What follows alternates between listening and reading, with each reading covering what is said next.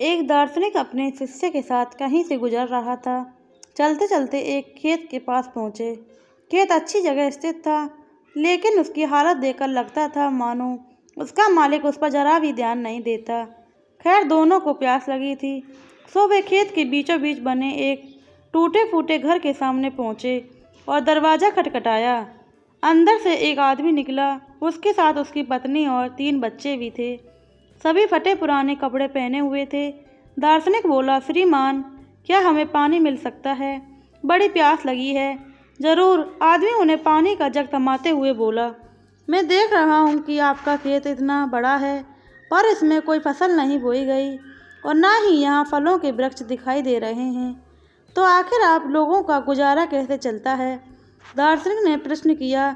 जी, हमारे पास एक भैंस है, वो काफ़ी दूध देती है। उसके पास के गांव में बेचकर कुछ पैसे मिल जाते हैं और बचे हुए दूध का सेवन कर के हम गुजारा चला लेते हैं, आदमी ने समझाया।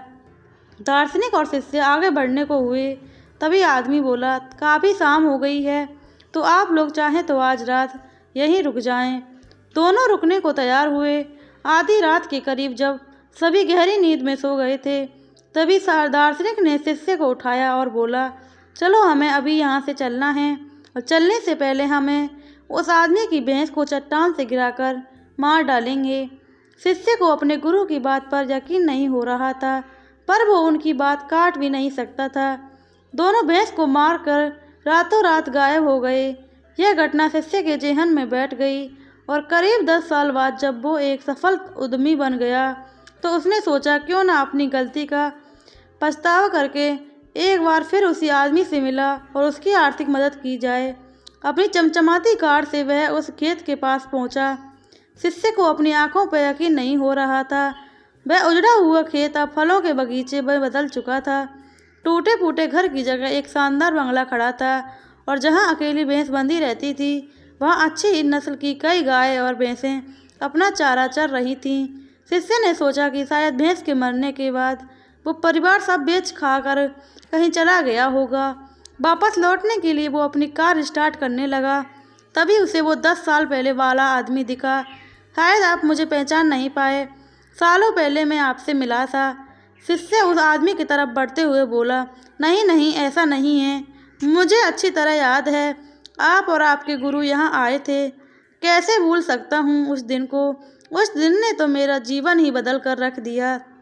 आप लोग तो बिना बताए चले गए, पर उस दिन जहाँ जाने कैसे हमारी भैंस भी चट्टान से गिरकर मर गई। कुछ दिन तो समझ नहीं आ रहा था कि क्या करें, पर जीने के लिए कुछ तो करना था, तो लकड़ियाँ काट कर बेचने लगा। उससे कुछ पैसे हुए तो खेत में बुवाई कर दी। सौभाग्य से फसल अच्छी निकल गई। बेचने पर जो पैसे मिले उससे फलों के बगीचे लगवा दिए और यहाँ अच्छा काम चल रहा पड़ा। इस समय मैं आसपास के 1000 गाँव में सबसे बड़ा फल व्यापारी हूँ। सचमुच ये सब कुछ ना होता अगर उस भैंस की मौत ना हुई होती, इसलिए यही काम आप पहले भी कर सकते थे, शिष्य ने पूछा।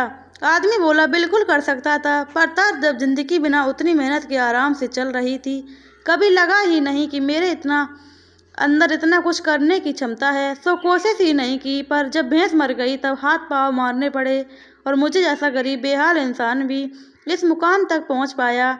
आज शिष्य अपने गुरु के उस निर्देश का असली मतलब समझ चुका था। बिना किसी पश्चाताप के घर लौट आया। फ्रेंड्स, कई बार हम परिस्थितियों के इतने आदी हो जाते हैं कि बस उसी में जीना सीख लेते हैं। फिर चाहे परिस्थितियाँ बुरी हुई क्यों ना हो, अच्छी क्यों ना हो, हम अपनी जॉब से नफरत करते हैं, पर फिर भी उसे पकड़े पकड़े ज़िंदगी बिता देते हैं। तो कई बार हम बस इसलिए नए बिजनेस के बारे में नहीं सोचते क्योंकि हमारा मौजूदा बिजनेस दाल रोटी भरकर खर्चा निकाल देता है। बहुत सी ऐसी चीज़ें करने से चूक जाते हैं जिन्हें करने की हमारे अंदर क्षमता है और जो हमारी लाइफ को कहीं बेहतर बना सकती हैं। सोचिए, कहीं आपकी ज़िंदगी में भी तो कोई ऐसी भैंस नहीं है तो आपको एक बेहतर ज़िंदगी जीने से रोक रही है। कहीं ऐसा तो नहीं कि आपको लग रहा है कि आपने उस भैंस को बांध कर रखा है, जबकि असलियत में उस भैंस ने आपको बांध के रखा है। और अगर आपको लगे कि ऐसा है तो आप बढ़िए, हिम्मत करिए, अपनी रस्सी को काटिए, आज़ाद हो जाइए। प्लीज़ दोस्तों, कहानी अच्छी लगी चैनल सब्सक्राइब करें, वीडियो लाइक करें, कमेंट करें, शेयर करना बिल्कुल ना भूलें। जय श्री राम, राधे राधे, जय श्री कृष्ण।